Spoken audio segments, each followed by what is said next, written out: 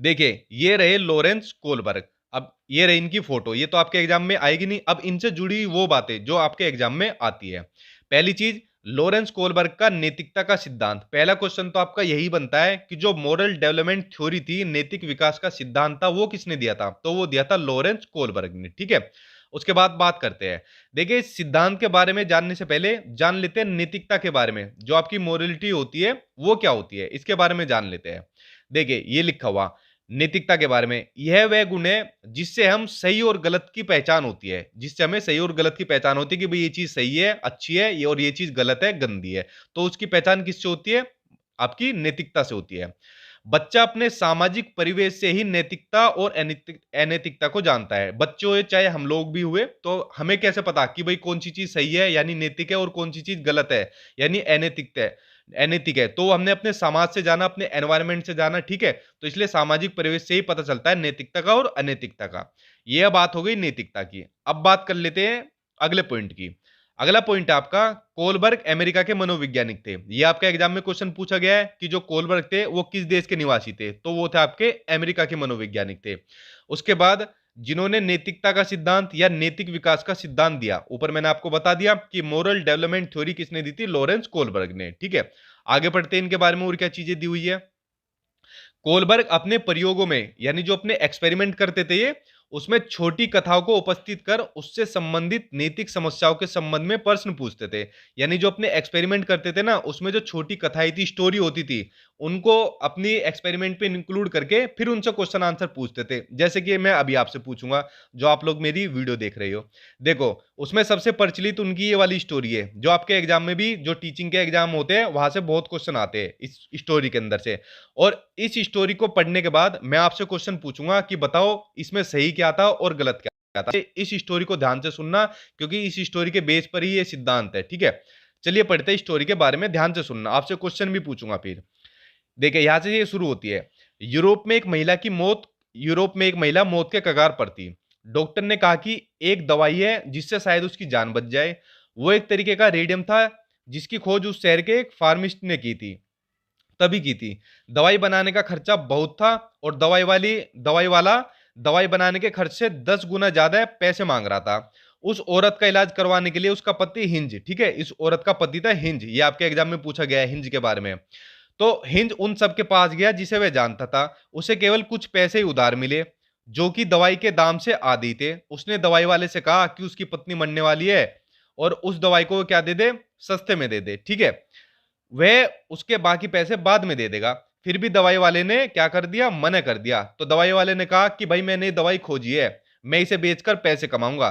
तब हिंज ने मजबूर होकर उसकी दुकान तोड़कर वो दवाई क्या काम कर ली? अपनी पत्नी के लिए चुरा ली। तो इस कहानी के आधार पर जो कोलबर्ग ने दो बातों पर बल दिया। अब बताओ, जो हिंज था उसने काम सही किया या गलत किया? देखो, अगर वो चोरी नहीं करता तो उसकी वाइफ मर जाती, अगर चोरी करेगा तो वो कहा जाएगा जेल में जाएगा। तो बताओ उसने क्या काम किया? कमेंट बॉक्स में आप लोग बता सकते हो उसने सही काम किया, गलत काम किया। अब स्टोरी के बेस के ऊपर ही जो कोलबर्ग ने दो बातें बताई थी, जो कि आपके लिए जानना बहुत जरूरी है, ठीक है, और आपके एग्जाम में पूछी जाती है।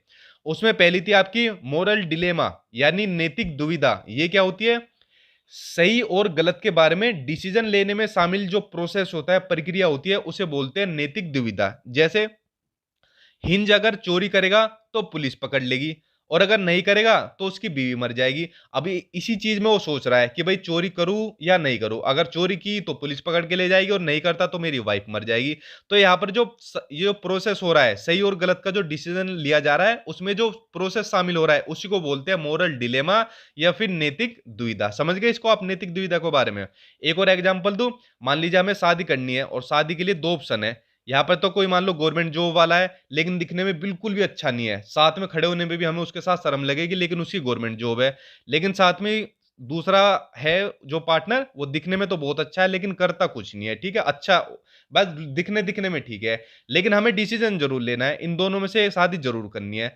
तो ये भी क्या हो गया? Moral dilemma. यहाँ पर क्या हो रहा है? हम सही और गलत के बारे में डिसीजन ले रहे हैं कि कौन सा सही रहेगा। ठीक है, तो मोरल डिलेमा के बारे में आप जान गए। उसके बाद बात करते हैं दूसरे पॉइंट की। दूसरा है आपका नैतिक तर्कना, यानी कि मोरल रीजनिंग। ये क्या होता है? सही और गलत में से किसी एक को चुनना। जैसे इंज ने चोरी को चुन लिया, मोरल रीजनिंग होता है या कि या तो सही को चुन लो या गलत को चुन लो, किसी एक को चुन लो, ठीक है। चलिए अब चलते हैं अगले क्वेश्चन के बारे में। कमेंट बॉक्स में बता सकते हो अगर शादी के लिए आप किसे चुनोगे, सरकारी नौकर को या फिर उसके अलावा जो लुक में दिखता हो। अगला जो इसके लेवल है जो आपके एग्जाम में पूछे जाते हैं, बहुत ही महत्वपूर्ण, यहां से आपके क्वेश्चन भर भर के आते हैं सीटेट के एग्जाम में। देखिए इन्होंने कोलबर्ग ने नैतिकता के 3 स्तर बताए थे और हर स्तर में उनके 2 उप स्तर थे, ठीक है। यानी 3 स्तर हो गए और उनके 2 उप स्तर हो गए, ये जानना आपके लिए बहुत जरूरी है। जो पहला स्तर था, पहला स्तर है इसमें इसमें आपका प्राक रूढ़िगत नैतिकता का स्तर, प्री कन्वेंशनल स्टेज। हो सके तो इनके नाम इंग्लिश में याद करिए, हिंदी में अलग अलग दिए होते हैं, ठीक है।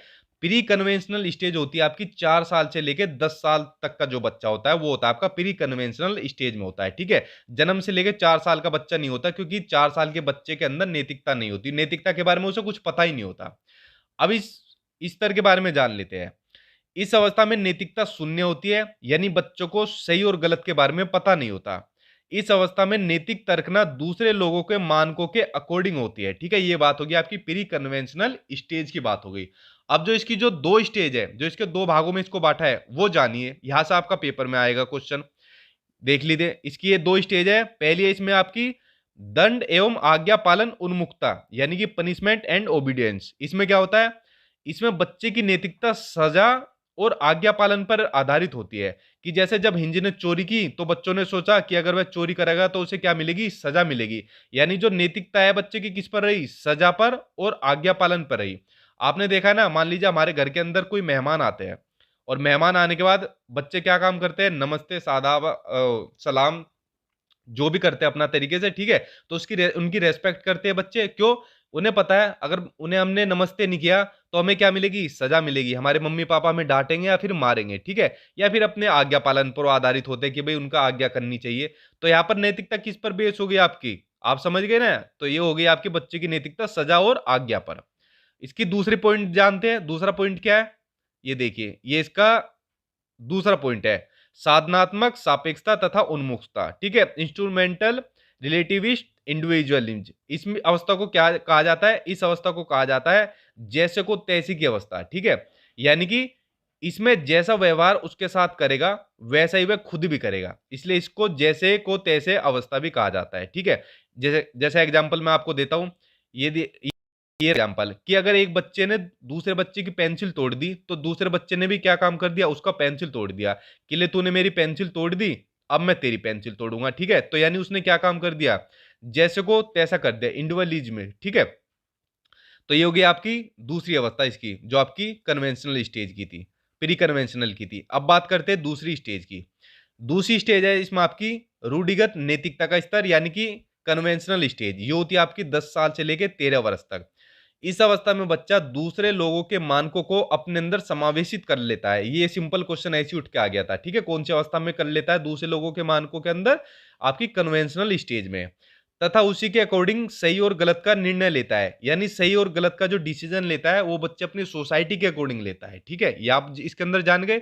अब इस अवस्थाओं के 2 भागों के बारे में जानते हैं, ठीक है, जो आपके एग्जाम में पूछी जाती है। पहला, इस अवस्था में अच्छा लड़का और अच्छा लड़की बनने की उन्मुखता पाई जाती है, good boy and good girl की पाई जाती है, ठीक है। कि भाई हमें अच्छा स्कोर करना है अपने स्कूल के अंदर, अपने जो दोस्त यार है उनके अंदर अपनी इमेज अच्छी बनानी है, ठीक है। तो ये वाली जो उन्मुखता होती है ये किस में पाई जाती है, आपकी कन्वेंशनल स्टेज में। और good boy and good girl का ये आपका किससे संबंधित है, लॉरेंस कोलबर्ग के सिद्धांत से संबंधित। ये क्वेश्चन भी आपका पूछा गया है। इसका दूसरा पार्ट है आपका कानून एवं व्यवस्था उन्मुखता, यानी कि लॉ एंड ऑर्डर ओरिएंटेशन। जैसे कि आपको नाम से पता चल रहा है, कानून एवं व्यवस्था उन्मुखता।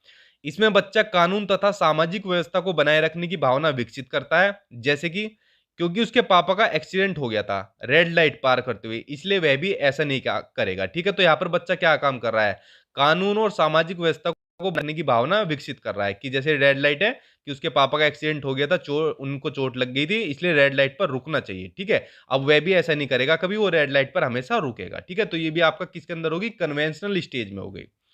तो फ्रेंड्स देखिए, इसकी 2 अवस्थाएं थी लॉरेंस कोलबर्ग की, जो मैंने वीडियो में बताई है। अब बच गई इसकी तीसरी अवस्था, और जितने भी इंपॉर्टेंट क्वेश्चन आंसर है, ठीक है? जो आपके जितने भी एग्ज़ाम होते हैं, उनमें पूछे गए, वो सभी के सभी मैं अपने नेक्स्ट वीडियो में बताऊँगा पार्ट 2 में।